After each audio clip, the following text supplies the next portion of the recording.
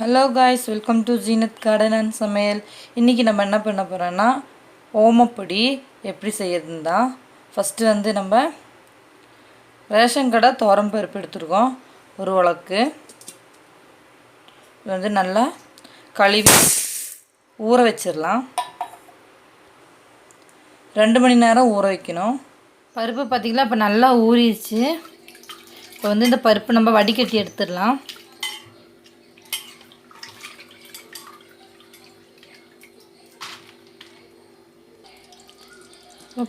பருப்பு நல்லா வடிகட்டியாச்சு.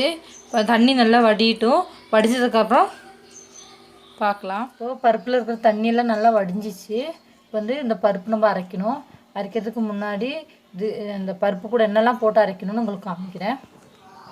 காஞ்ச மிளகா ஒரு 5, பூண்டு பல்,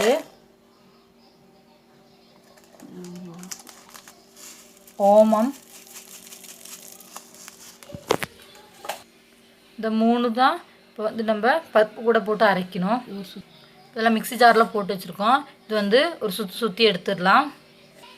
பார்த்திங்களா, இப்போ ஒரு அளவுக்கு பொடிஞ்சிருக்கு லைட்டாக. இப்போ வந்து இதுக்குள்ளே உப்பு போட்டுக்கலாம்.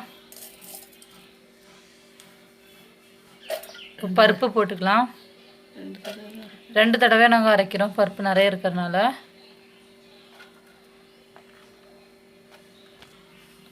இந்த பருப்பு வந்து நல்லா நைஸாக அரைச்சி எடுத்துடலாம். எவ்வளோ நைஸாக அரைக்க முடியுமோ அவ்வளோ நைஸாக அரைச்சி எடுத்துடலாம். ரொம்ப தண்ணி கூடக்கூடாது, அதனால் அரைக்கும்போது கொஞ்சம் சிக்கிச்சுன்னா ஒரு ஸ்பூன் தண்ணி மட்டும் ஊற்றி அது நல்லா நைஸாக அரைச்சி எடுத்துடலாம். பருப்பெல்லாம் அரைச்சி முடிச்சுட்டு பார்க்கலாம். பருப்பு நம்ம அரைச்சாச்சு. பார்த்திங்கன்னா ரொம்ப தண்ணி இல்லாமல் ரொம்ப கட்டியும் இல்லாமல் அரைச்சிருக்கோம். இந்த பார்த்திங்களா, இந்த மாதிரி நல்லா நைஸாக அரைஞ்சிக்கணும்.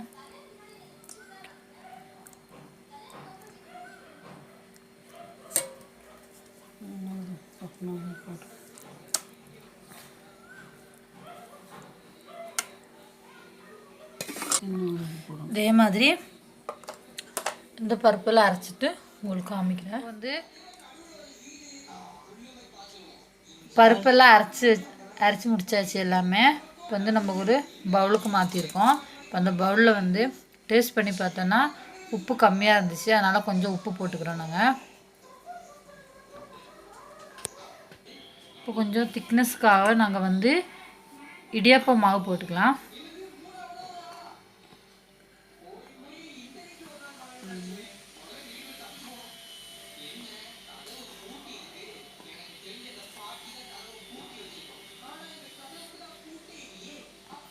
அஞ்சு டேபிள் ஸ்பூன் போட்டிருக்கோம் நாங்கள்.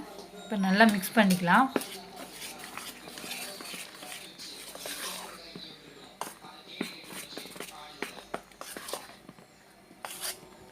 கொஞ்சம் கூட மாவு லூஸாக இருந்துச்சு, அதனால் கொஞ்சம் கூட 2 ஸ்பூன் நாங்கள் இடியாப்ப மாவு போட்டிருக்கோம்.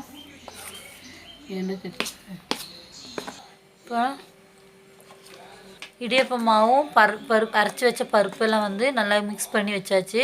இப்போ வந்து நம்ம எண்ணெய் காய வச்சுக்கலாம். இந்த அளவுக்கு தான் நம்ம லூஸாக இருக்கணும் மாவு. இப்போ வந்து எண்ணெய் காய வச்சுக்கலாம். அடுப்பெல்லாம் பற்ற வச்சாச்சு. சட்டி வச்சு எல்லாம் எண்ணெய் ஊற்றிருக்கோம். எண்ணெய் நல்லா சூடாகட்டும். சூடானதுக்கப்புறம் நம்ம வந்து புளியலாம். பார்த்திங்களா, எண்ணெய் நல்லா சூடாயிடுச்சு. இப்போ வந்து முறுக்காச்சில் நம்ம மாவு போட்டு வச்சுருக்கோம். மாவு புளிஞ்சு எடுத்துடலாம். கொஞ்சம் ஸ்லோவாக புளியணும், அப்போ தான் உடையாமல் நல்லா அழகாக வரும்.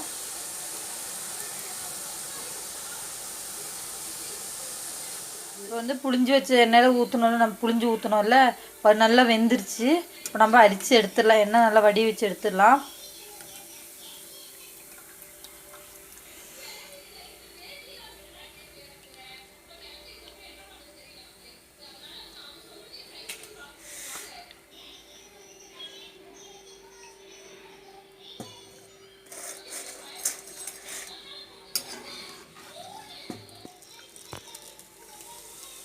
இதே பசங்கள் ஸ்கூல்ட்டு வரும்போதெல்லாம் நீங்கள் ஸ்நாக்ஸாக பண்ணி வச்சிடலாம் வீட்லேயே.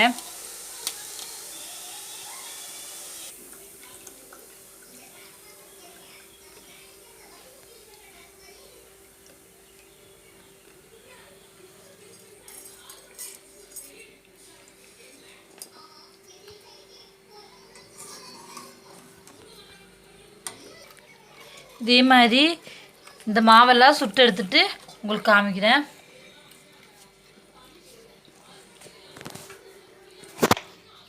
இப்போ வந்து நம்ம ஓமப்பொடியெல்லாம் சுட்டு முடிச்சாச்சு.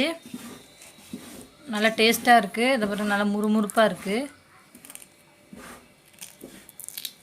இதுங்களா கையில் உடைச்சாலும் நல்லா உடையுது. இதே மாதிரி நீங்களும் உங்கள் பசங்களுக்கு ஈவினிங் ஸ்நாக்ஸுக்கு செஞ்சு கொடுங்க. நீங்கள் கடையிலலாம் வாங்குறதுக்கு பதிலாக வீட்டில் கூட நீங்கள் செஞ்சு கொடுத்துக்கலாம். இது கொஞ்சம் டிஃப்ரெண்ட்டாக இருக்குது. ரேஷன் கடை பருப்பில் நல்லா டேஸ்ட்டாகவும் இருக்குது. நீங்களும் இதே மாதிரி வீட்டில் ட்ரை பண்ணி பாருங்கள். மறக்காமல் சப்ஸ்கிரைப் பண்ணுங்கள், லைக் பண்ணுங்கள், ஷேர் பண்ணுங்கள். அடுத்த வீடியோவில் பார்க்கலாம்.